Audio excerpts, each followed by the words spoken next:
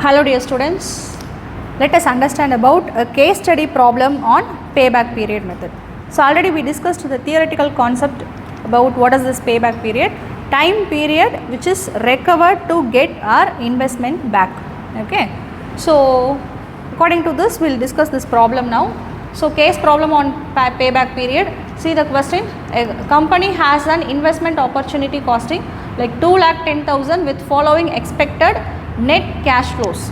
Within the bracket they mentioned as depreciation and before tax is what given. Okay. So as usual we will be having like years, 7 years, cash flows 7,000, 8, 10, 9, 8, 10,000 and 10,000. So using these data like we are going to calculate payback period. Okay.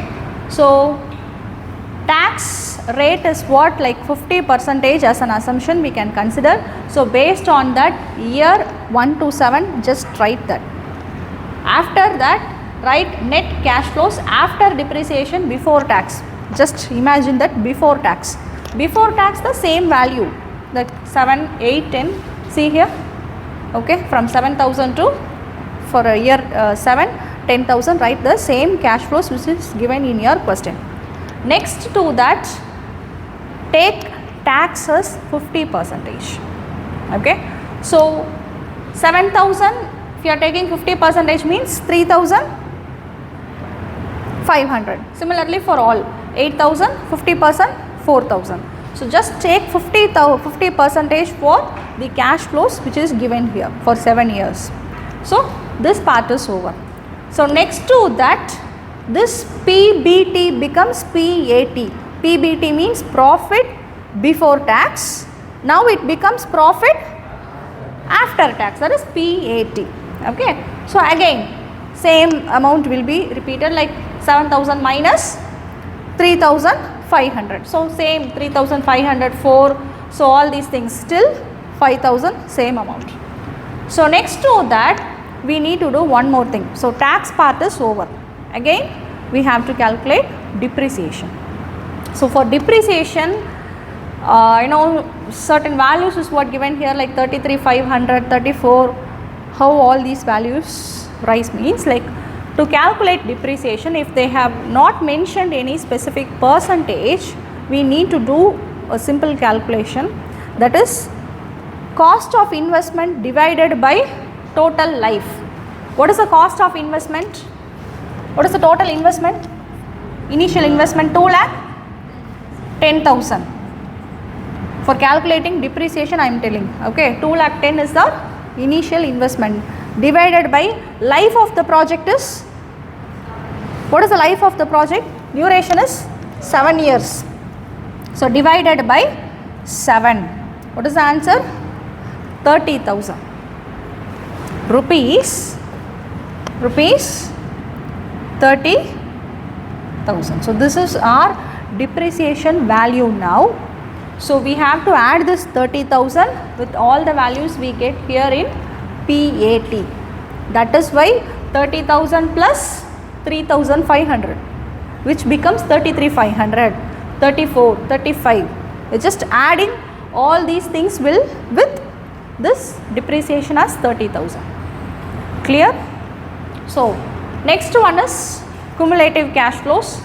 So cumulative, first one write the same as it is, like 33,500. For the next one 33,500 plus 34,000 which gives you 67,500. Again with this add this. So this is the entire calculation for doing all these things, that is cumulative cash inflows. Okay. Now you should identify that what is our investment? 2,10,000. You have to see here. So 1,71,000, okay, 2,06,000 is given here, and here it is 2,41,000. Anyhow it is lying between these 2 years. So for sure we know that 6 years. There is no doubt in that, because 2,06,000 is covered here. Okay. Remaining is what you need to calculate? Months. Okay. So 2,06,000 and 2,41,000, which means between 6th and 7th year is what happening. 6th year is for sure. So see here. So 2 lakhs, I mean the difference is what? 4,000, just 4,000. Okay, so 2 lakh 10, here it is 2 lakh 6, difference is just 4,000.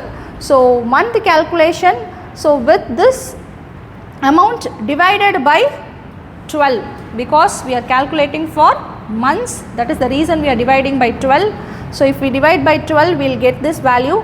Again to calculate for days, divided by 30. So altogether we will get the value as 6 years, 1 month and then 12 days.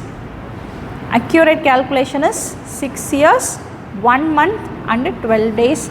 Again I am telling you, days calculation, if you want you can work it out, or else years and months is more than enough.